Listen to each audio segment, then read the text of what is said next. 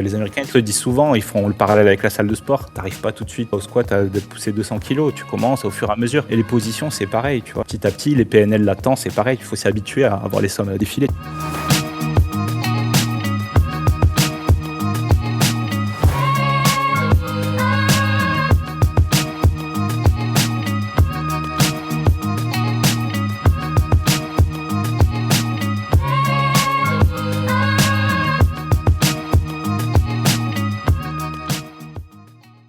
Salut tout le monde et bienvenue dans cette nouvelle vidéo d'entretien avec un trader. Salut Nico, comment ça va? Salut Oz, merci. Écoute, ça va très très bien. Je voudrais commencer, Oz, par te remercier pour tout ce que tu fais, pour toutes les vidéos. Parce que comme on va l'évoquer après, le parcours d'un trader propre firme, on est souvent isolé. On est souvent tout seul chez nous à se battre avec nos graphiques. Et on n'a pas vraiment parfois de repères, de phares pour nous guider dans la tempête. Et moi, je dois dire que c'est les vidéos d'entretien avec un trader, je les ai toutes écoutées et qui m'ont permis de tenir durant tout ce processus en me disant je suis pas le seul à vivre ça.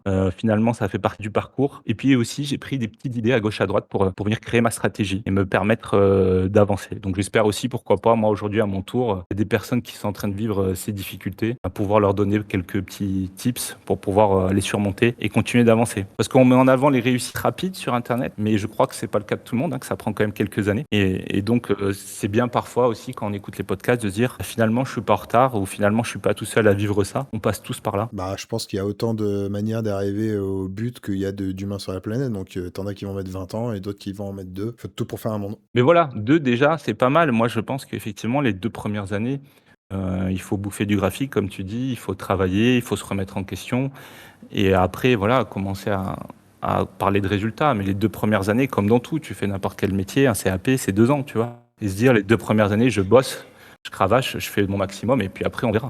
Sinon, question que je pose à tout le monde, qu'est-ce qui t'a poussé à aller dans le trading? Moi, en fait, aussi loin que je peux me rappeler, j'ai toujours voulu être trader. Comme le dit Marc-Antoine, Golden Boy, tu vois? Ça faisait rêver. Je pense qu'on est de cette génération, en fait. On a grandi avec des films sur le trading. Et moi, ça me faisait rêver, en fait, les salles de marché, l'ambiance, l'argent, c'est vrai, les costumes, tout ça. Ça me donnait envie et surtout que la seule matière dans laquelle j'étais forte à l'école, c'était les maths. Moi, j'adorais les maths. Et donc, j'ai toujours voulu être trader, sauf que l'école n'était pas faite pour moi. Hein. J'ai même pas eu le brevet des collèges. Donc, très tôt, je me suis dirigé vers un apprentissage et j'ai mis ça de côté, on va dire.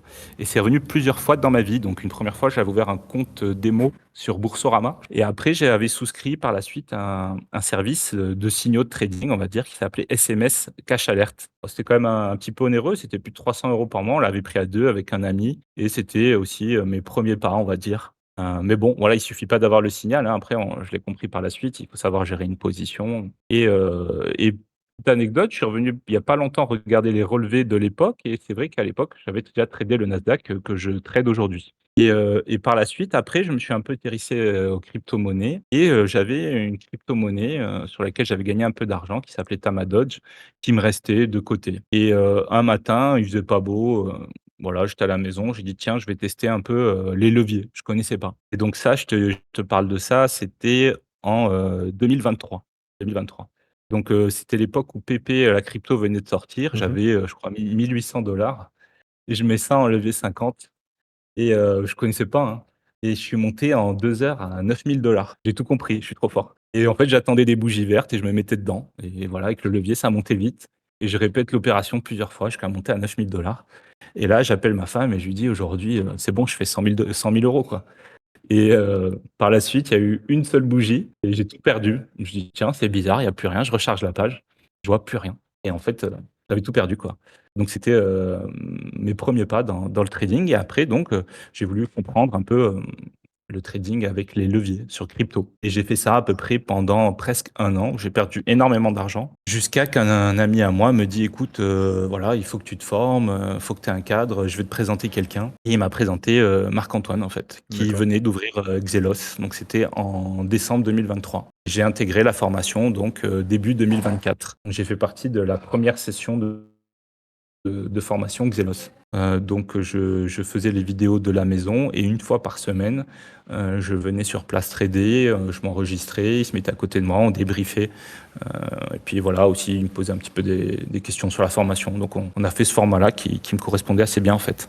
Et toi, avant ça, est-ce que tu as fait autre chose que du carnet, par exemple? Est-ce que tu as fait un peu de ton côté tout seul sur les futurs, ou tu as découvert vraiment le marché des futurs sur indice avec eux? Non, j'ai découvert vraiment les futurs, avec Zelos parce que c'est vrai que, je pense que c'est le cas de beaucoup de personnes. On veut commencer le trading, on a l'impression que les marchés traditionnels, c'est quelque chose de fermé, en fait. Oui, oui, oui. Et donc c'est pour ça qu'on commence beaucoup, les plus jeunes, par la crypto, en fait, parce qu'on a que ça au début, on pense qu'il y a que ça. Puis il y a le marketing surtout. Oui, oui, tout à fait, tout Eh à oui. fait.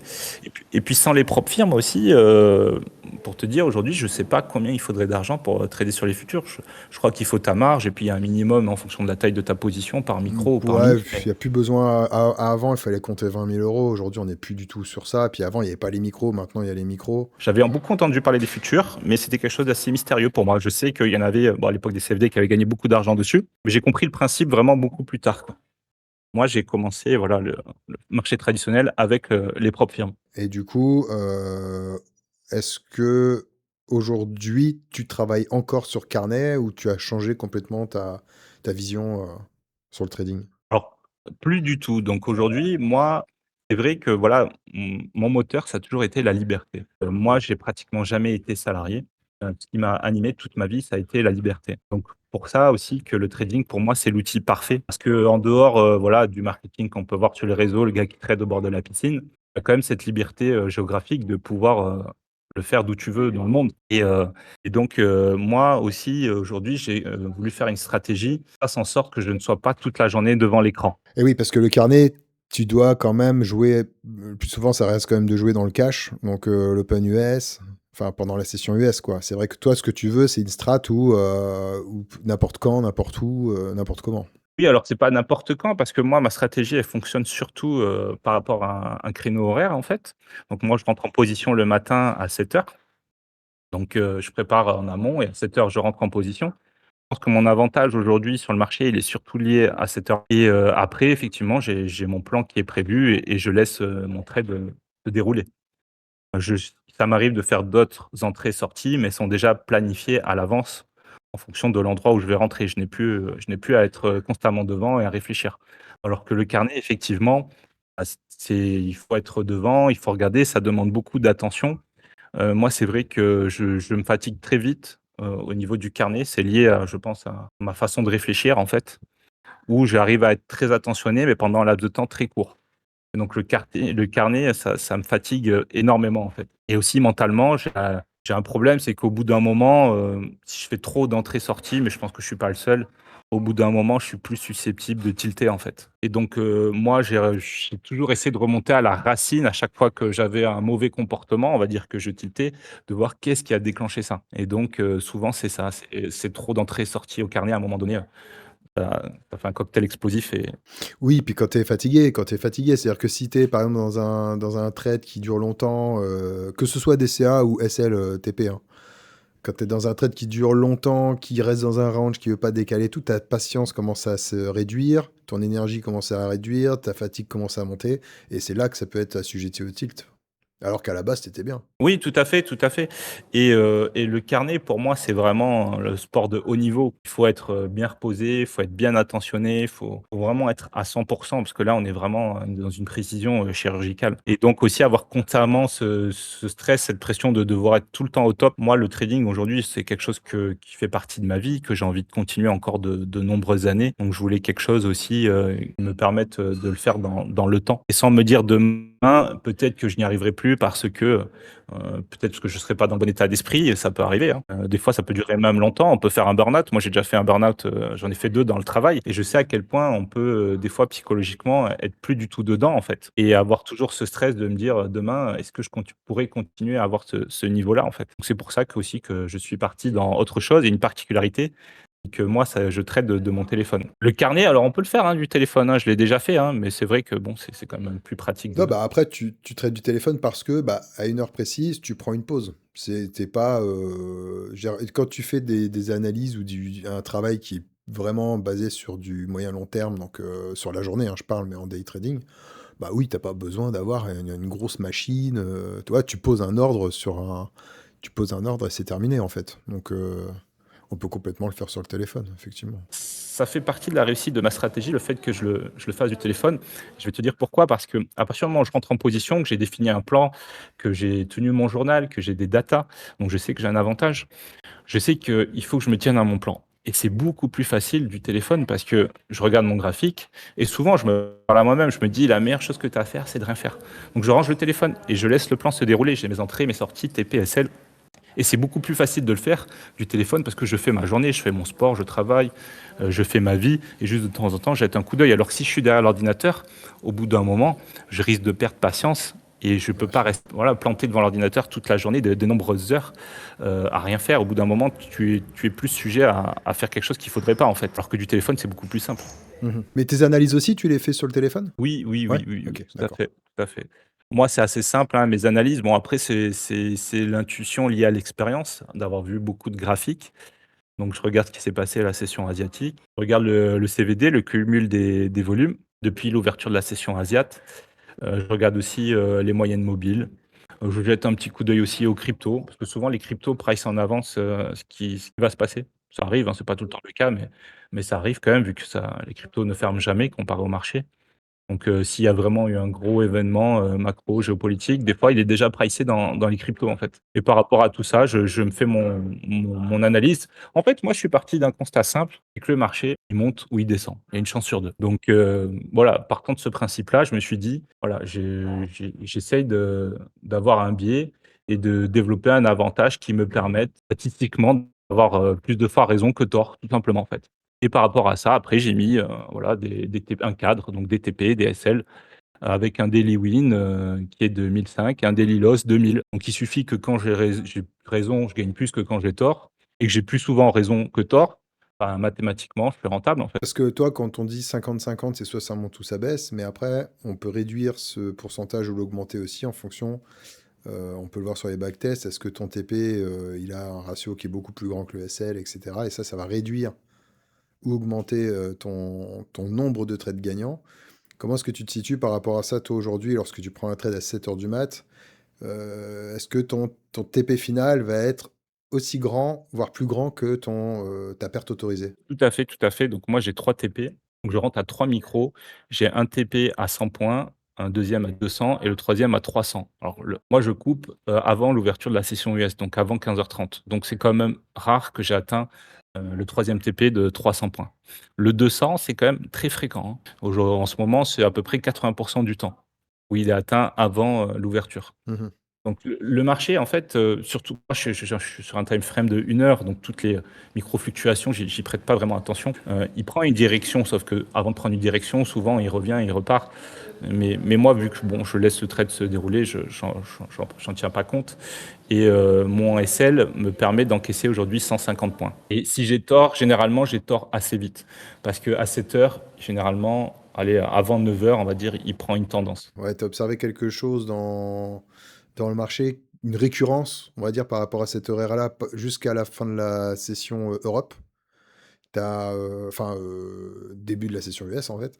Tu as repéré une récurrence qui fait que ça te permet d'être plus souvent dans le vrai, quoi. Tout à fait. En fait, la récurrence, comment je l'ai détectée?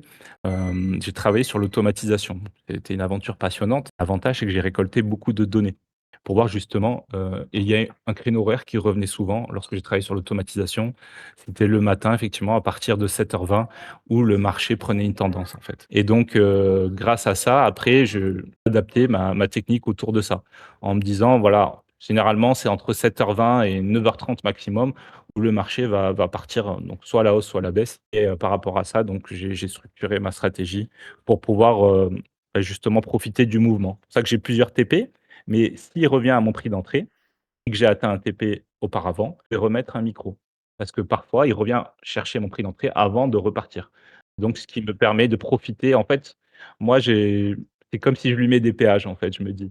C'est-à-dire à chaque mouvement, chaque fluctuation, je prends ma part. Et pareil en perte. Si j'arrive à 100 points de perte, vu que je rentre à 3 micros, je suis déjà à -600 et mon daily loss c'est 1 000, donc il me reste pas grand-chose.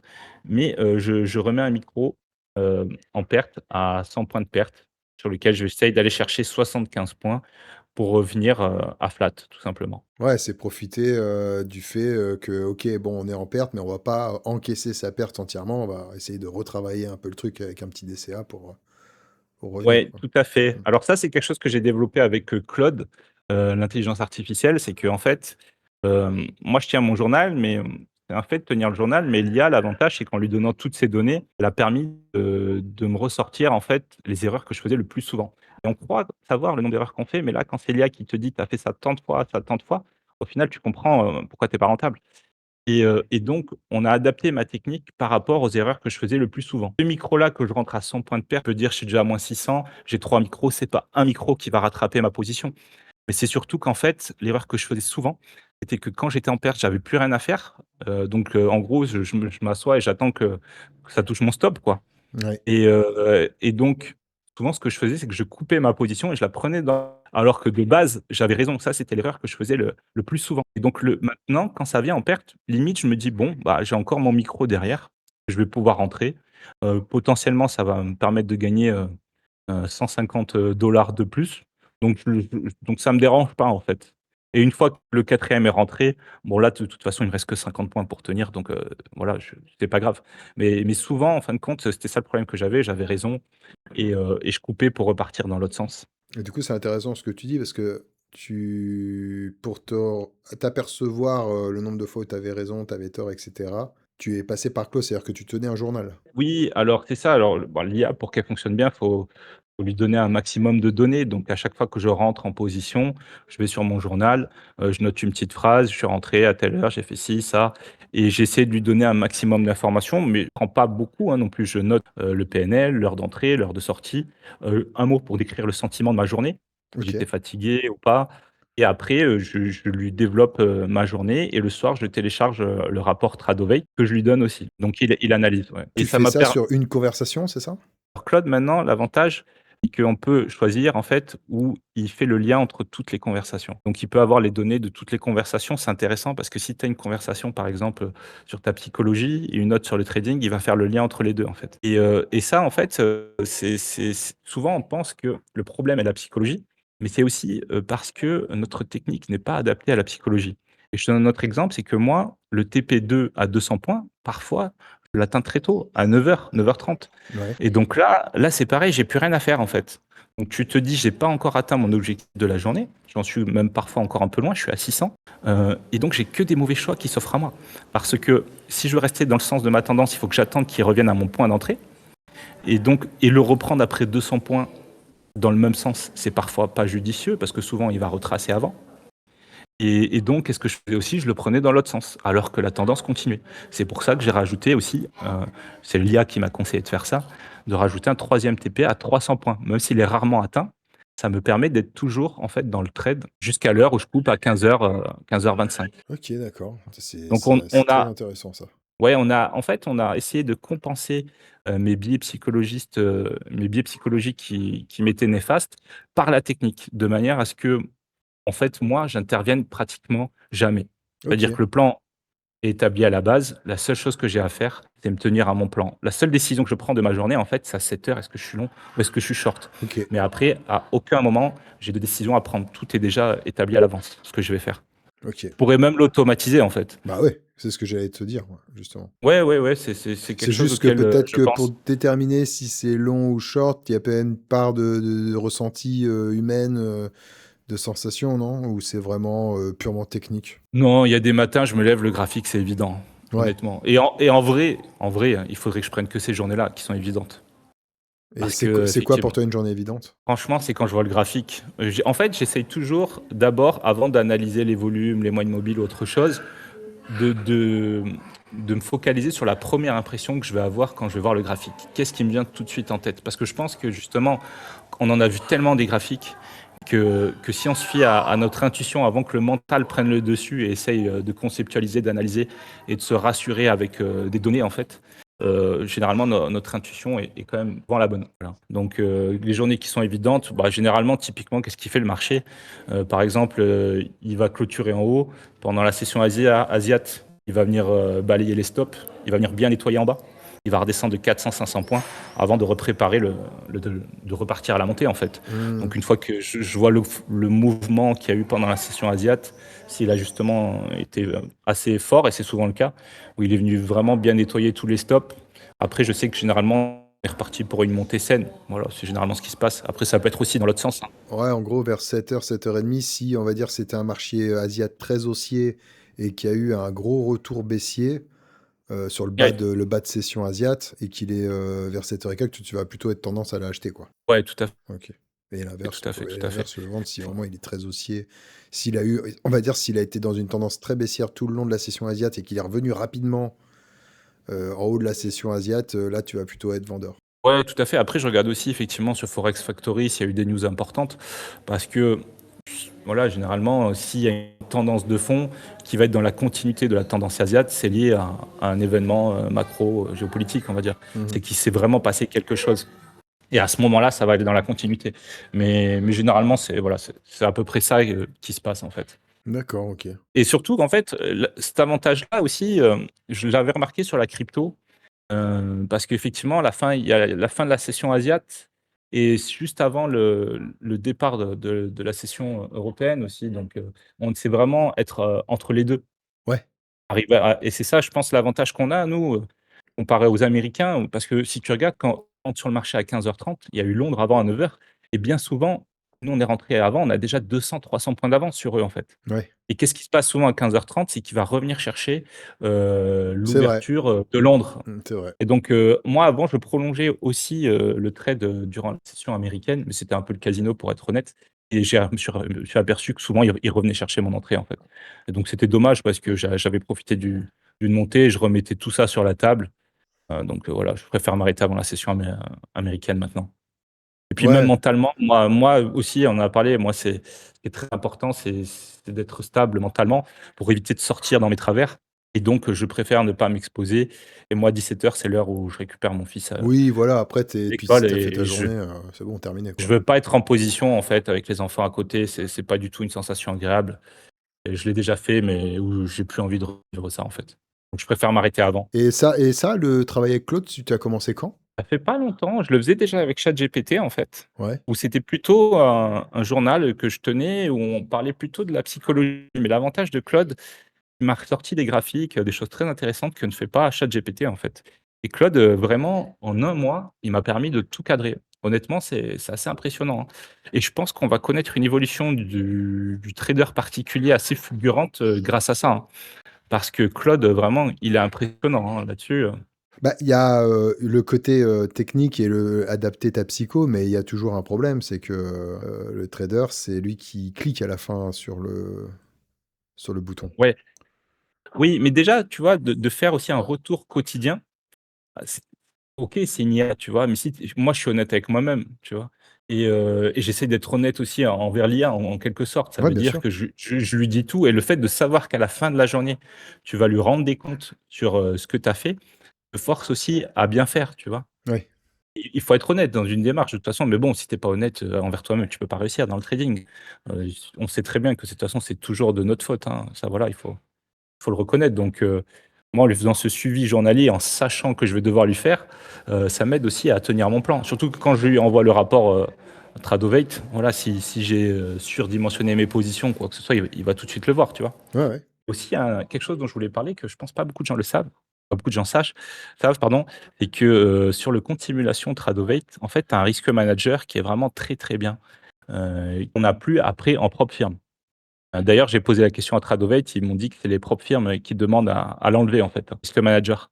Et il te D'accord. permet vraiment de tout verrouiller. Ouais, il te permet de tout verrouiller, ta taille de position, daily win, daily loss, Bah, oui, mais ça, actions tu ils l'ont tous mis, mais qui ça qui demande de l'enlever? les propres firmes, parce que la différence, c'est que sur le compte simulation, tu peux verrouiller que lorsque tu as atteint ton daily win ou daily loss, par exemple, ta journée est bloquée, le compte est verrouillé, tu ne peux plus trader. Ouais? Alors que quand tu es en propre firme, tu as juste à retourner dans les réglages et t'enlèves et tu peux continuer à trader. Après, sur Lucide, ils ont rajouté la petite case en haut où tu peux verrouiller pour la journée. Ça, déjà, c'est bien. Alors, et sur TopStep, c'est pareil. Tu l'as aussi, le Risk Manager, il est vraiment bien sur TopStep.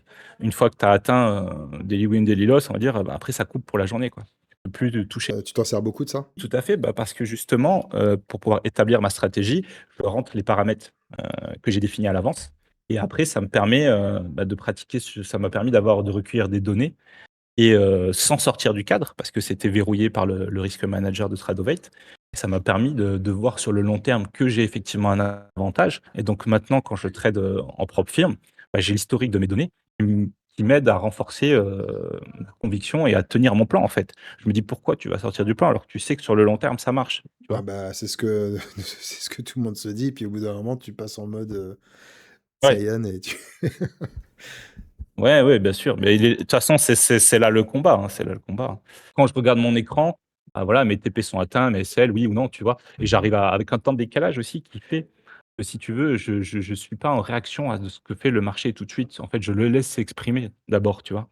Là aussi, c'est quelque chose qui est important. Moi, je vais remettre une entrée, si mon TP a été atteint, tu vois? Mon prix, quoi. Je vois comment il réagit et après je remets une entrée s'il revient me chercher, tu vois?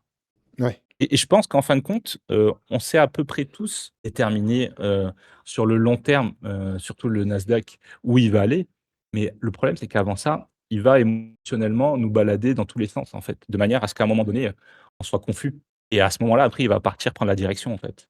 Il est là vraiment pour nous manipuler et donc de fait de prendre du recul, de la hauteur, là-dessus, en fait, et que je suis moins sujet à ce qu'il essaye de faire émotionnellement, quoi. Je pense que tu fais des stats entre des gars qui font comme toi, donc chart 1 heure, enfin sur du 1 heure, à prendre un micro ou 2 micros, à aller chercher, couper sa pause à 15h25. Je pense que tu as beaucoup plus de pourcentage de réussite que des mecs qui font du scalping, hein. Ça, c'est clair et net, hein. Parce que le Oui, mais tu scalping, sais. si tu es victime du marché, tu le suis, alors que dans ta manière, enfin la manière un peu plus safe, tu rentres le matin et tout, c'est le marché qui est à ton service. C'est-à-dire que c'est toi qui lui dis, enfin, c'est toi qui fait en sorte que à 15h30 tu y retournes, est-ce que ton coffre il est plein de billets ou pas, quoi. C'est ça, en fait, Alors c'est que le c'est à scalping, ouais, tu peux avoir une période, tu peux avoir le coffre qui se remplit puis d'un coup qui se vide.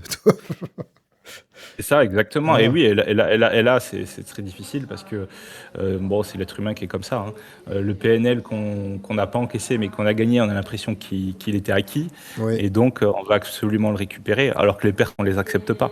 Mais bon, c'est la psychologie humaine, qui est comme ça et Ouais. après aussi, ce que je voulais dire, c'est qu'en fait aussi, à un moment donné, j'ai fait le constat, je me suis dit: «Bon, moi, j'ai toujours voulu pousser les limites au maximum». Me dire, jusqu'où je peux aller, en fait et voilà, à un moment donné, j'ai réussi à faire quand même, 2000 à 2 micros et j'ai compris que en fait, il y a que 2 moyens d'augmenter son chiffre, soit d'augmenter sa taille de position ou d'augmenter le temps en Le temps. position Ouais. et donc si to c'est et voilà, donc moi, j'ai préféré faire travailler le temps pour moi, en fait, plutôt que d'augmenter ma taille de position, mais d'être assujetti à ce qu'on a dit, logiquement, quoi, en fait, hein. Parce que plus tu augmentes ta taille de position, moi, j'ai tradé pendant longtemps, je me suis obstiné en mini et ça a été très, très dur, mentalement, hein, parce qu'en mini, ça va très vite dans un sens comme dans l'autre, en fait et au f je peux faire une petite parenthèse aussi, c'est que, je vais raconter un peu, moi, j'ai eu mon premier payout, quand j'étais en formation encore, chez Xelos.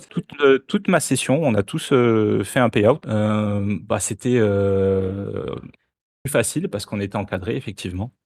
Donc j'avais fait quand même 4 000 $. Suite à ça, je prends, 6 comptes à 25K. J'avais fait en 5 jours les 9 000 que je pouvais encaisser. Je pouvais encaisser les 9 000 et il me restait 2 jours à faire. Je sais pas pourquoi, bon, on y viendra par la suite aussi peut-être, mais, je me suis saboté, mais j'ai une explication à ça, que je vais t'expliquer aussi.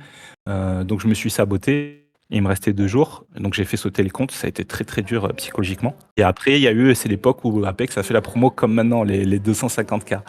Et franchement, ils m'ont tué en faisant ça, quoi, parce que moi, j'ai voulu aller me dire, allez, je prends les 250K, je voyais tout le monde qui les prenait. Et pour valider, tu es obligé de passer en mini, en fait. T'as pas le choix si tu veux valider le challenge. Pratiquement, surtout qu'ils sont malins.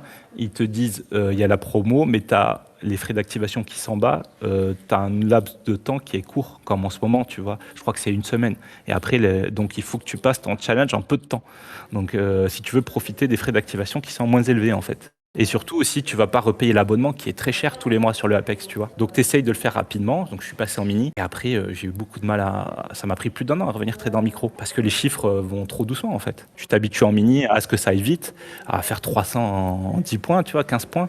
Et tu peux pas te dire, je vais faire toute une session américaine en micro pour faire 300 avec le stress, la fatigue, tout ce que ça engendre, tu vois. Et tu te dis, c'est trop difficile de redescendre en fait. Ça a été une grosse erreur que j'ai fait en fait, hein, qui m'a fait perdre, je pense, peut-être 1 an en fait. Jusqu'à que après je recommence petit à petit en micro et que je prolonge la durée de mes trades.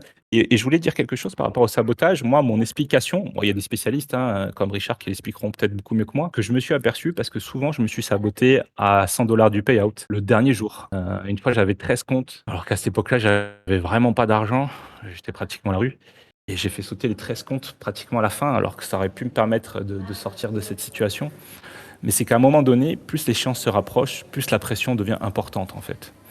Et le subconscient, il a du mal à accepter cette pression-là. Donc lui, son but, c'est que ça revienne à la normale en fait. Donc Ouais.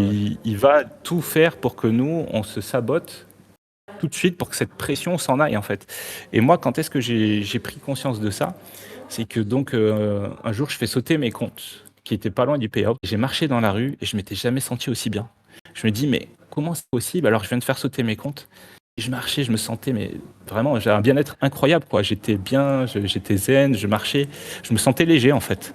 Parce que cette pression avait disparu, en fait. Et donc, euh, voilà, aussi, un des conseils que je donnerais, pouvoir ne pas subir cette pression-là, il faut réussir à trader dans un environnement serein. Ça veut dire ne pas dépendre du trading pour vivre à la fin du mois. Ouais. Et ça, c'est très très important parce que sinon, le subconscient va faire en sorte qu'on va se saboter parce que lui n'arrivera pas à gérer cette pression-là, même si on pense qu'on arrive à la gérer. Donc là où j'ai pu en fait repartir sereinement dans mon trading, c'est quand ça ne dépendait plus de cet argent pour vivre à la fin du mois, que j'ai repris une activité qui peut me permettre, quoi qu'il se passe, de vivre en fait. Et de là, effectivement, j'ai pu laisser le processus se dérouler parce que et ne pas forcer le marché. Aujourd'hui, c'est le marché qui me donne ce qu'il a envie. Moi, j'ai mon plan, je le suis, c'est lui qui décide en fait ce qu'il va me donner. Et comme ça, je pense que c'est comme ça que le trading devrait marcher. C'est pas nous qui le forçons en fait.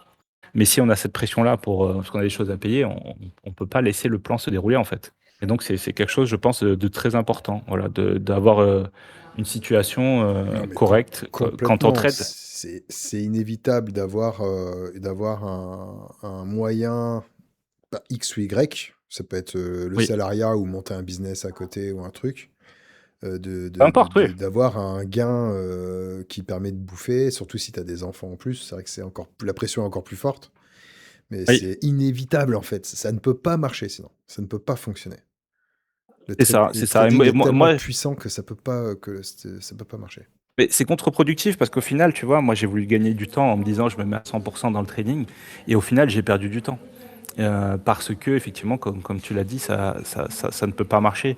Donc, et j'ai écouté un trader américain qui disait plus je gagnais de l'argent dans la vie, dans mon boulot, dans mes business, plus j'en gagnais dans le trading.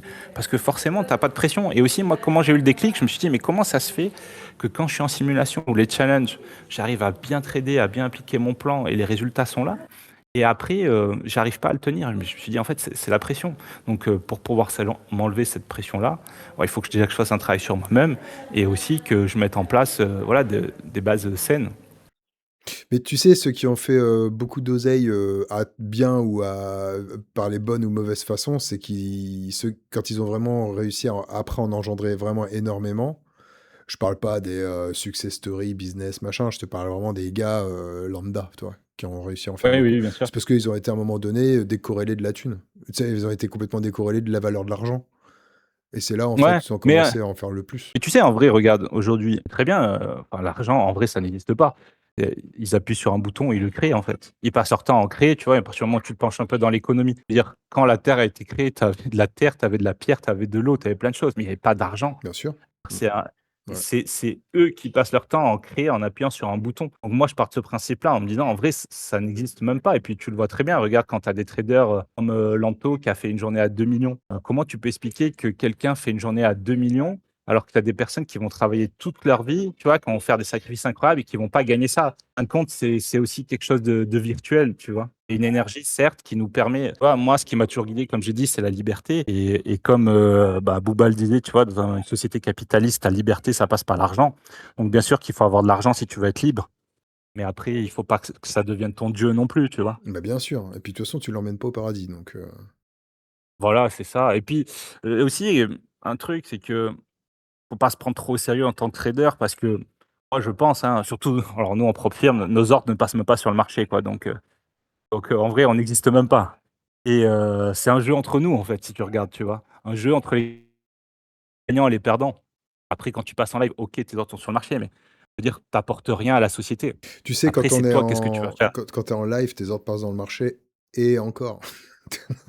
Ouais, il C'est y a le B-book, tu l'avais expliqué tout ça donc bah, ouais. c'est la plupart des petits porteurs, sont même pas placés sur le marché réel, encore une fois, de chez le broker, donc sur les actions, oui, parce qu'il y a un autre, et sur les actions américaines, je suis même pas sûr, mais ça dépend des courtiers, ça dépend de tout ça, mais sur les indices, ça peut être, ouais, ça peut être encore, il peut encore y avoir une étape avant que tu sois vraiment placé sur le marché, hein.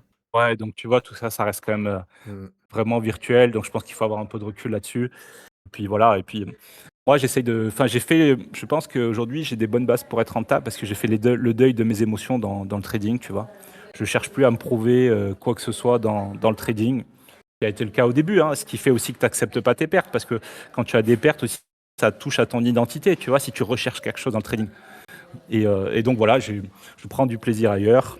Je sais qui je suis grâce à tout ce que j'ai pu traverser, notamment durant ces 2 dernières années, où je me suis investi dans le trading. C'est pas ça qui définira qui je suis, quel homme je suis. Ça me permet, oui, c'est un moyen qui me permet d'avoir ma liberté, de gagner de l'argent. Et après, c'est ce que j'en ferai qui définira qui je suis, en fait, tu vois, Ouais, tout simplement, quoi. ouais, bien sûr. Et je viens juste, en fait, prélever ce que j'ai besoin dans le marché. Et c'est une opportunité incroyable, hein, les propres firmes, faut être honnête, hein. Pour des gens comme moi, tu vois, que je te dis, j'ai même pas le brevet des collèges, pouvoir gagner ces sommes-là d'argent. J'ai été aussi entrepreneur auparavant.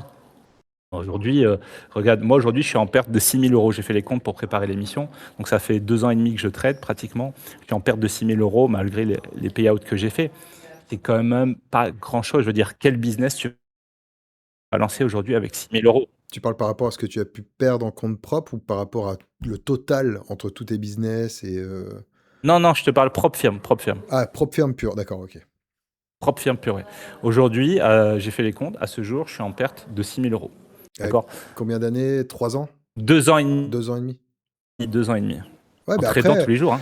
tu sais, c'est ça la c'est la réalité des choses. C'est-à-dire que des fois, quand tu, on reviendra d'ailleurs sur un truc, j'ai oublié de rebondir tout à l'heure sur un truc, mais justement peut-être qu'il va toucher à ça. Mmh, D'ailleurs, je vais y revenir tout de suite. C'est sur, le fait que quand tu es, en phase d'apprentissage, oui. tu pas obligé de perdre beaucoup pour commencer à gagner. Tu sais pourquoi les gens perdent beaucoup? Parce qu'ils ont envie de gagner Ils beaucoup veulent gagner beaucoup? tout de Eh suite ouais, et c'est ouais ça. et du coup, Ouais, ils vont et j'ai eu le cas moi, il y a récemment, avec quelqu'un que je connais, mais personnel, dans la vraie ouais. vie en fait, c'est le mec commence tout juste à trader sur prop, Mmh. et il va investir dans plusieurs comptes d'un coup. Mais pourquoi en fait? Pourquoi Ouais. est-ce que tu fais ça? Toi, alors que nous, tout ce qu'on dit aux gens, dans le Discord depuis le tout début du Discord et en disant ça, en plus, je me mets une balle dans le pied parce que quand on fait de Oui, l'affiliation, bah, c'est bien plus tu sûr. vends de comptes, plus tu gagnes de l'argent. Et nous, on n'a jamais été dans cette de pousser les gens à acheter plein de comptes. Et du Ouais. coup, tu dis, bah, tu te prends un compte, mec, tu te prends un compte, tu le trades. Ça sert à rien d'aller t'en acheter 4 ou 5 des comptes. T'en prends qu'un. Tant que t'as pas payé out sur ce compte, ou après, bah, tu le crames, tu rachètes un compte. Mais je veux dire, tant que t'as pas payé out sur ce compte, ça sert à rien d'en acheter 5 d'un coup. Et à l'époque, 20. Mais tu sais, oui, ben moi j'ai connu ça hein, quand j'étais en Eh formation. Il y en a oui, qui avaient acheté 20 comptes hein, sur Apex, tu vois. Mais ce que je veux te dire aussi, c'est que en fait, c'est tout le monde, enfin pas tout le monde, mais beaucoup viennent dans le trading pour changer de vie, tu vois. Et c'est ce qu'on t'a vendu aussi, tu vois, à bien travers sûr, les réseaux, le marketing, tout bien ça. sûr. Et donc pour changer de vie, il faut que tu rentres de l'argent tout de suite. et que tu puisses quitter ton boulot et changer de vie. Donc tout le monde a envie de changer de vie vite, tu vois. Mhm. Et donc c'est aussi ça qui fait que les gens achètent beaucoup de comptes pour pouvoir vite quitter leur boulot et se consacrer au trading, tu vois. Moi, c'est aussi ce que j'ai fait un petit peu au début. Et c'est pour ça que j'en reviens à dire, voilà, il faut se dire que ça va prendre du temps, quoi, tout Bah, c'est pour simplement. ça que Et derrière, puis, tu peux perdre plus de temps si tu n'écoutes pas ces genres de conseils-là. Tu sais, les gens qui nous écoutent, qui n'écoutent pas forcément ce genre de conseils-là quand ils débutent, bah, ils vont perdre du temps à la fin. tu sais pourquoi? Parce qu'en plus, regarde, si tu conserves, je dis pas ton boulot te plaît pas, tu peux trouver un autre boulot. Aujourd'hui, tu peux faire un boulot dit alimentaire, tu vois? Où tu bosses de nuit, où tu bosses en télétravail. Moi, c'est ce que je fais, je bosse en télétravail, qui me permet de aussi pouvoir faire mon trading, tu vois? Et de trouver une autre activité. Parce que si demain, tu as dépensé tout l'argent que tu as mis de côté, tu vas devoir retourner travailler. Et j'en connais à qui c'est arrivé. Tu retournes travailler à temps plein et là, tu peux plus trader. Donc au final, après, tu vas, recommencer une fois que tu as remis de l'argent de côté, dans 6 mois, dans 1 an, tu vois? Et donc au final, tu as perdu beaucoup plus de temps. Et puis le moral qui prend un coup. Et oui, et puis le marché aussi, il y a quelque chose, bah, ça, tu t'en aperçois quand tu fais des algos, je crois que tu en fais aussi, et que le marché, il évolue constamment. Ouais. Et donc, voilà, c'est bien aussi, je pense quand même, de le suivre. Parce que si tu t'arrêtes, tu reprends dans 6 mois. Si tu as quitté le Nasdaq à 20 000, tu le reprends à 30 000, bah, Ah, forcément, quand il prend 3%, c'est plus les mêmes fluctuations. ouais. Donc, si tu avais défini un plan avec, peut-être 5 micros, aujourd'hui, ça va plus être adapté. Il va falloir plutôt que tu en mettes, 2 ou 3, tu vois? Et les fluctuations, en ce moment, c'est pas rare d'avoir 700-800 points, tu vois? Chose qu'avant n'existait pas du tout. Moi, quand j'ai commencé, c'était pourtant il y a que 2 ans.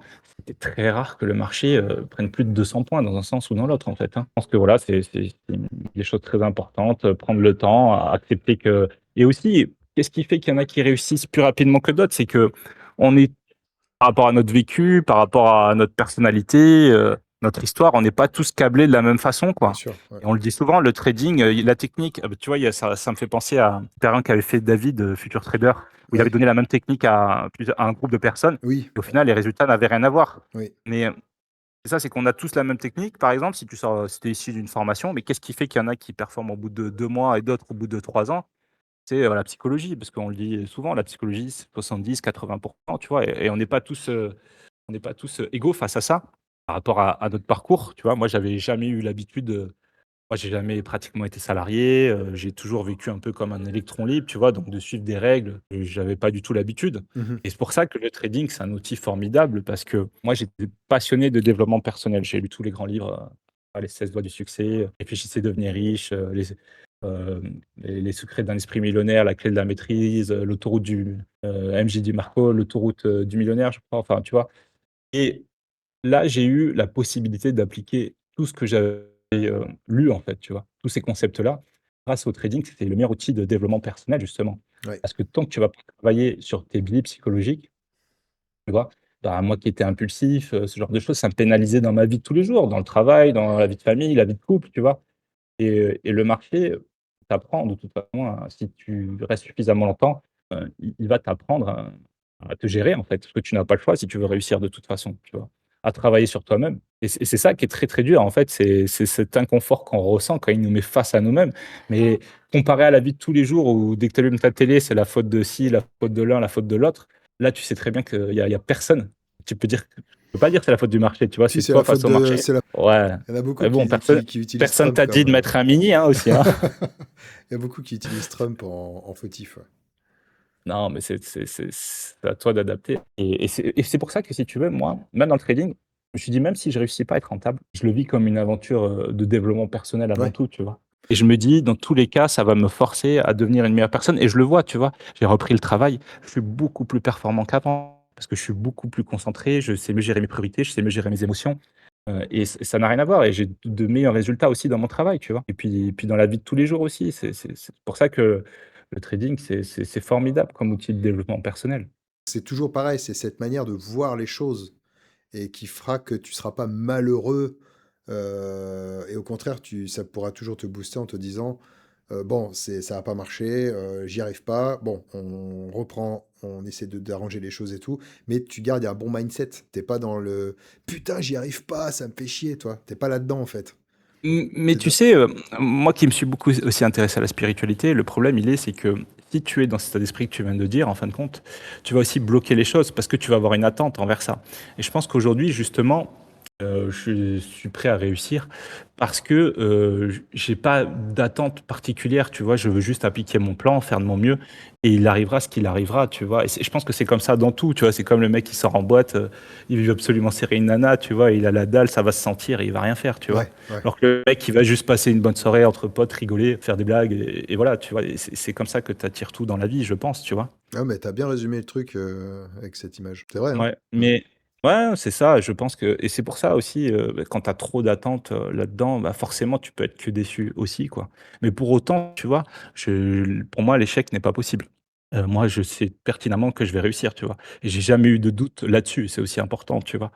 Mais après je me donne pas forcément, de temps, tu vois? Ouais. Je me dis: «Ça prendra le temps que ça prend», l'essentiel c'est d'avancer chaque jour, tu vois? Elle est l'évolution. Si chaque jour tu avances, je pense que c'est l'essentiel et puis à un moment donné, le trading comparé à autre chose, c'est que dans d'autres domaines, tu peux avoir des résultats même tant que tu es pas arrivé au 100. Alors que le trading, il faut vraiment arriver à ce que tout soit nickel pour avoir du résultat, quoi. Tu vois? C'est ça qui est très difficile. C'est que tu peux bien faire les 99, tu fais mal 1, le trade de trop par exemple, et ça y est, ça t'a Ouais, foutu, c'est 10 foutu, jours en ouais. l'air, tu Ouais, vois? ouais, ouais, c'est ça qui est terrible. Ouais, c'est ça qui est terrible, c'est ça qui est très dur. Mais en même temps, c'est ça aussi le haut niveau. La récompense, elle est à la hauteur aussi de la difficulté, tu vois?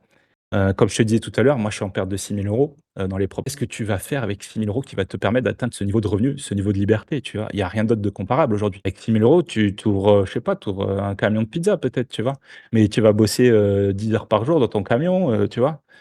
Tu vas pas faire grand-chose, hein. Oh, puis ça va, 6 000 €, je veux dire, ça va vite, tu vas vite Ouais, le. moi je pense que moi je me donne, enfin je me fixe pas de temps, tu vois? Je retombe dans mes travers, mais voilà, je sais qu'en 2-3 paiements, ça peut aller vite, surtout que moi je suis sur les comptes à 150K par rapport à ma stratégie, tu vois? Tu aussi, c'est que moi je suis contre jouer le compte. Honnêtement, psychologiquement, je pense que si tu fais ça sur du long terme, tu ramasses quand même, hein. Et tu vois, il y a des Américains, Zamco Capital, je sais pas si tu connais, qui lui est dans cette optique, tu vois. Il a fait pourtant plus d'1 million, et il y en a d'autres, hein, et il dit que mentalement il va pas bien du tout, tu vois. Ou tu as les mecs qui disent qu'ils dorment pas la nuit. Tu as aussi le Là, gars qui avait là, tu es en train de parler du fait de gagner beaucoup, mais en étant extrêmement beaucoup vraiment de dans comptes. un. Oui, ça veut dire qu'il y a beaucoup, beaucoup d'échecs dans la stratégie, c'est ça? Oui, c'est ceux qui passent leur temps à cramer des comptes, à Ouais, recommencer, et qui font ça sur du long terme, ouais. malgré le gain Le gain financier te final est permet de tenir. positif, mais tu as quand même vécu que dans l'échec, quoi, à cramer des comptes. Si tu veux, c'est dur parce que tu recommences tout le temps, quoi, en fait. Tu es tout le temps dans, dans, Ouais, dans la bagarre, quoi, en ouais, je fait, vois ce tu que vois. tu veux dire. Ouais. Et alors, c'est sûr, si tu fais ça 1 an et 2 ans, que tu te mets un bon capital de côté et que tu assures tes arrières, c'est très bien, tu vois. Mais encore une fois, dans une optique de long terme, moi, je suis parti sur les gros comptes parce que 3 jours de perte, ça peut arriver, tu vois. Et moi, daily loss, il est 2000. Et si Mhm. tu prends les directions d'aide de Lucide, tu as un stop de 5000, tu vois. Donc, ça me laisse la possibilité de perdre 5 jours d'affilée, tu vois, Ouais. avant de faire sauter le compte. Et ça, je trouve que c'est pas mal aussi pour du long terme, tu vois. Et tu sais, il y a un trader qui a fait 100 millions, qui a fait un podcast avec Alex Hormozy, où il disait aussi que mentalement, il va pas bien du tout, tu vois. Enfin, Ouais. t'en as beaucoup, hein, des traders qui, une fois qu'ils ont gagné beaucoup d'argent, vont pas bien mentalement. Et je pense que, tu vois, ça pourrait faire l'objet aussi d'une émission, la santé mentale, parce que je trouve qu'en tant que trader, on est très exposé, hein. Moi, j'ai plusieurs fois eu peur, honnêtement, Le jour où en France, tu trouves un trader qui gagne beaucoup d'oseille et qui va avouer devant une caméra qu'il est pas bien, c'est pas demain la veille, hein. c'est dommage, c'est dommage. C'est dommage. Parce que, tu sais, on pourrait tous avancer comme ça, tu vois. Mm. Avoir l'humilité de le reconnaître, hein. Moi, je l'ai connu dans mon métier de commercial, tu vois, où il y a des gens qui gagnaient beaucoup d'argent et qui allaient pas bien du tout, tu vois. Et puis souvent, ceux qui gagnent le plus, c'est aussi parce qu'ils ont des addictions à côté, tu vois. Ouais, ouais, je Mais, vois. mmh, mais encore une fois, oui, les Américains là-dessus, ils en parlent, ouvertement. Moi, j'aime beaucoup la mentalité américaine, hein. J'ai écouté tous tes podcasts, ils sont très bien, mais je trouve que c'est vrai que les Américains, tu vois, par exemple, moi, je te dis, trader 12 propres firmes, 73 comptes, c'est mon objectif. C'est pas prétentieux, c'est pas arrogant, mais je veux dire, tu vois, quand moi, je parle sur X avec d'autres Américains qui ont 70-80 comptes, tu vois, c'est juste de l'ambition, en fait, tu Bien vois? sûr, bien sûr. Et quand tu vas dire ça autour de toi, tout le monde te dit: «Bah, commence déjà avec un compte, commence avec 5». Et c'est pas un mauvais conseil de dire ça. Non, c'est pas un mauvais conseil, mais pour autant, tu sais, moi, j'ai remarqué dans le business, la différence entre des gens qui gagnaient, peut-être 100 000 par mois et un autre qui gagne 5 000, c'est que celui qui gagne 100 000, Lui, en fait, met pas de barrière par rapport à ça, tu vois. Il se dit, ouais, je peux le faire, ouais, je peux y arriver. Ou il y croit qu'il peut le faire, tu vois. Il fait comme nous, de bras, de jambes, tu vois. Et tu vois, moi, c'est ça que j'aime bien chez les Américains, si tu veux, c'est ce fait qu'il n'y a pas de barrière, pas de limite. Mhm. On a le droit de voir grand, tu vois. Et puis peut-être que j'y arriverai pas, mais c'est pas grave. Mais en visant 70, bah, peut-être que j'arriverai à 20 ou à 30, tu vois ce que je veux dire. Mais c'est aussi de me dire envers moi-même, je vais donner le meilleur de moi-même et je vais faire de mon mieux, tu vois. Et après, il arrive ce qu'il arrive, quoi. Mais par contre, toi, en étant dans l'industrie depuis longtemps, ce qui est aussi vrai, c'est que la propre firme a permis de créer tous ces gens qui gagnent de l'argent. Mais avant, c'est que ça n'existait pas. Ces gens-là n'existaient pas. C'est-à-dire qu'en compte propre, tu ne peux pas faire ces thunes-là. Ou alors, si tu as un compte qui est tellement gros qu'il peut te permettre de faire 1 million par an, ou 1 million par mois, ou ce que tu veux, c'est parce tu peux pas faire que du directionnel, c'est pas possible. Tu dois assurer tes arrières avec des options, travailler autrement. Mais du coup, là, tu passes dans une catégorie de trader beaucoup plus professionnalisé que trader directionnel. Et ça, je peux te dire que personnellement, moi, j'en connais aucun, en tout cas qui m'étonne pas, hein, qui gagne vraiment beaucoup, beaucoup d'argent. Et quand tu lis des livres de gens comme qui ont fait ça par le passé, donc Jesse Livermore et tout, c'était des mecs complètement tarés. Ouais, ouais, ouais, bien sûr. Oui, oui, oui, mais après, est-ce que ça tient dans le temps, tu vois? Bah non, il a fini par se foutre une balle dans la tête, le mec, hein. Donc ça tient pas dans le temps. Ouais, tu vois, mais c'est comme dans la crypto, tu sais, dans la crypto, combien tu as vu des mecs qui ont monté vite? Bon, moi, j'ai connu, hein, j'ai connu j'avais embauché un commercial qui avait gagné beaucoup d'argent dans la crypto parce qu'il avait gagné beaucoup rapidement. Et en fin de compte, déjà, ça te change ta vie. T'es pas prêt à cet argent-là. Il a voyagé dans le monde entier, il a beaucoup dépensé parce que tu as aussi ce sentiment que tu le mérites pas, tu vois. Et donc tu le dépenses et après une fois qu'il a tout dépensé, il a goûté à une vie qu'il ne pourra plus jamais regoûter Eh parce que, oui, il n'a pas développé de compétences réelles, tu vois? eh oui. Lui permet d'accéder à ce mode de vie et donc toute ta vie, tu vas te dire tu vas vivre avec le regret de: «J'ai vécu cette vie-là, c'était formidable», mais tu ne peux plus y avoir accès aussi, tu vois? C'est pour ça que il faut monter, je pense, progressivement, tu vois? Comme dans les tailles de position aussi. Hmm. Les Américains, ils te le disent souvent, ils font le parallèle avec la salle de sport. T'arrives pas tout de suite, tu vois, au squat à de pousser 200 kilos. Tu Ah oui. commences au fur et à mesure. Et les positions, c'est pareil, tu vois. Il faut y aller petit à petit. Les PNL latents, c'est pareil. Il faut s'habituer à avoir les sommes défilées, tu vois. Moi, je connais mon plafond de verre, tu vois. Je sais que plus de 2000, bah, c'est déjà très beau, hein. Mais voilà, je suis obligé de forcer et c'est pas quelque chose que je peux reproduire, même au-dessus de 1005, tu vois. Dans la journée, c'est pas quelque chose que je peux reproduire dans le temps, tu vois. Je sais que je suis obligé de prendre des risques, de forcer, d'aller un peu dans mes travers. Et le problème, c'est que voilà, moi, quand je sors dans mes travers, la porte s'ouvre. Des fois, je crois que je suis revenu bien, mais quelques jours après, je suis pas encore revenu à la normale, tu vois. Hmm. Donc c'est pour ça aussi que j'essaye de pas sortir. Et, euh, et ce que tu disais aussi, la santé mentale est quelque chose d'important. Je pense qu'il faut, tu vois, bah, toi, tu as développé TPF. Il faut développer aussi quelque chose qui nous passionne à côté parce qu'au début, c'est l'argent qui nous motive, tu vois. Moi, j'ai déjà connu ça, mais une fois que tu as l'argent, tu te rends compte qu'en fin de compte, tu es vide, quoi, tu vois. Ça y est, t'as l'argent, t'as atteint ton objectif, mais il y a quoi qui t'anime, te motive chaque jour, tu vois, dans la vie, quoi, en fait. Et ça, je pense que c'est très important aussi de développer quelque chose à côté qui te passionne vraiment, quoi. Ah bah c'est clair. Et puis il y a aussi autre chose. Moi, ce que je constate depuis peu, c'est de faire beaucoup d'activités que tu kiffes à côté et ne pas en faire qu'une seule, quoi. C'est-à-dire que, Ouais. par exemple, t'aimes bien aller à la salle, c'est bien, tu vas à la salle tous les jours, c'est cool, mais ça dure qu'1 heure une séance. Et en fait, je pense qu'il faut vraiment avoir une panoplie de passions, de choses à faire, je te parle de trader full-time, hein, pas d'un trader Ouais, bien qui... sûr. Mais en trader full-time, il te faut une panoplie de trucs qui puissent te libérer vraiment plusieurs fois dans la journée, parce que tu peux te parler de jeux vidéo, tu peux parler voilà, moi, ce qui me concerne, il y a plusieurs choses. Toi, il y a VTT, la pêche, toi, il y a plein de choses, en fait, qui permettent de quitter en fait l'état que peut te procurer le trading Oui. pour revenir aux bases essentielles et après tu y retournes et ça peut aussi éviter de te poser trop de questions en mode tiens le trading qu'est-ce que je fais je sers à rien dans la société tout ça et en fait ça peut aider aussi à Ouais, il y a aussi le fait, tu vois, c'est que moi, je suis en position donc de 7h à 15h25, tu vois. Et durant ce laps de temps-là, donc de 8 heures, la meilleure chose à faire, c'est rien faire, tu vois. Il faut Mm. surtout pas que je fasse une connerie. Et donc c'est pour ça que des fois, même, je me force à m'occuper, tu vois, pour pas justement regarder et faire une connerie, tu vois. Et il faut avoir des passions, des choses qui t'occupent pendant ce temps-là. Donc bon, moi je travaille, je vais au sport, comme tu dis, la salle, comme tu dis, c'est 1 heure, mais après tu fais quoi, tu vois. Mm, Donc mm. et c'est important de s'occuper. C'est que moi, j'assume totalement mon parcours, toutes mes erreurs sont liées à moi. c'est moi qui ai fait tous mes choix. Mais c'est vrai que ça peut avoir des conséquences assez lourdes dans la vie, quoi, hein. Quand on s'investit corps et âme au trading, tu vois. Moi, j'ai divorcé, donc je suis parti, donc j'ai pas eu d'appartement pendant 1 an et demi.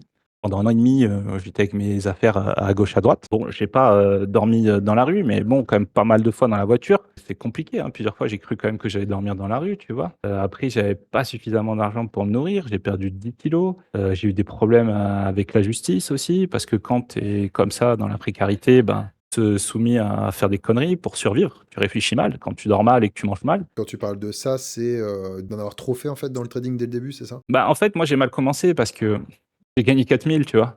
Donc, je croyais que j'étais parti, moi, si tu veux. Ouais. J'ai fermé ma société, je me suis dit: «Ça y est, je suis parti», tu vois? Parce que Bah juste ouais, ok. derrière, Ouais, ouais, ok. j'enchaîne avec un gain potentiel de 9 000. Donc moi, je suis comme ça, tu vois? J'ai l'habitude, je fonce dans le mur jusqu'à ce que le mur se casse, quoi. Je me Mhm. dis: «Avec la détermination, à un moment donné, ça va payer». Sauf que le trading, c'est pas la bonne approche, tu vois? Ah oui, c'est tout sauf Ça ça, ouais. marche dans tout, mais pas dans le trading, quoi. Et donc si tu veux, c'est ça, c'est que j'ai pas mis non plus all-in parce que j'ai toujours essayé de conserver une activité, mais ça a quand même été, ma priorité, quoi. C'est quelque chose qu'il faut dire parce que nous, on l'a abordé avec plusieurs personnes déjà à l'époque. Et c'est vrai que ça peut faire ça peut faire un carnage hein, dans une vie. Si tu fais pas les choses comme il le faut. Et c'est à ça Ah aussi que sert ce ben, podcast. C'est un peu aussi à permettre à ceux qui démarrent ou ceux qui sont la tête baissée dedans de peut-être se oui, dire, ah ouais, attends, il serait peut-être ça peut aller très peut-être loin, que je ça peut fasse aller. attention parce que des fois madame elle est là, toi tu es dans le Mmh. fond dans ton truc, tu dis écoute dans tant de temps ce sera bon machin, elle y croit aussi et puis au bout d'un Oui, moment oui. la passion se perd, la patience se perd et puis toi tu es tellement à fond dedans que tu fais plus attention forcément à elle et puis à la fin elle finit par te quitter et là tu te retrouves comme un con quoi. Et les gens se rendent pas quand t'es la tête dedans, tu le vois pas ça, c'est après que tu vas le regretter. Le truc, c'est que si tu veux aussi, c'est que tu peux sortir un paiement rapidement en propre firme, tu vois? Donc tu te dis: «Allez, vas-y», moi ça m'est déjà arrivé, j'avais mon RSA, je mettais tout dedans et je me disais: «Dans 10 jours, je sors le paiement», tu vois? Et je quitte cette situation précaire, tu vois? Et parce que tu as aussi, cette possibilité-là de te dire que dans 10 jours, c'est fini, quoi, tu vois? Mais justement, je pense que c'est le piège, quoi, aussi, tu vois? C'est de croire que tu vas quitter cette situation assez rapidement et oui, et on peut toujours aussi tomber plus bas et ça peut aller plus vite qu'on le croit. Moi, c'est vrai que si mon parcours peut servir à ça, moi, j'ai à peu près tout perdu ce que tu peux perdre, hein, on va dire, donc plus d'appart, divorce, à un moment donné même, je voyais pas trop aussi, mes enfants, tu vois? Donc c'est très difficile. Après, il faut aussi, c'est pour ça que moi, j'ai aussi de grandes ambitions parce que en fin de compte, que toi tu dis que ça soit dur, c'est une chose, tu vois? Mais il faut aussi comprendre qu'il y a tout l'entourage qui m'offre, quoi, quand on se met à fond là-dedans, en fait, tu vois? Nous, on a nos rêves et on y croit, mais c'est l'entourage qui souffre aussi, tu vois? Et donc c'est pour ça que maintenant je me dis: «Bon, bah, maintenant que j'ai imposé ça à tout le monde, il faut aussi que ça puisse permettre, Ouais. ben, de les faire profiter aussi et puis, pouvoir aussi leur venir en aide si demain il y a besoin», tu vois? Et c'est pour ça que je me dis: «Je ne peux pas avoir imposé ça à tout le monde que pour ça, quoi, juste pour, tu vois, en vivre, faire deux trois petits trucs et juste kiffer moi, quoi», tu vois?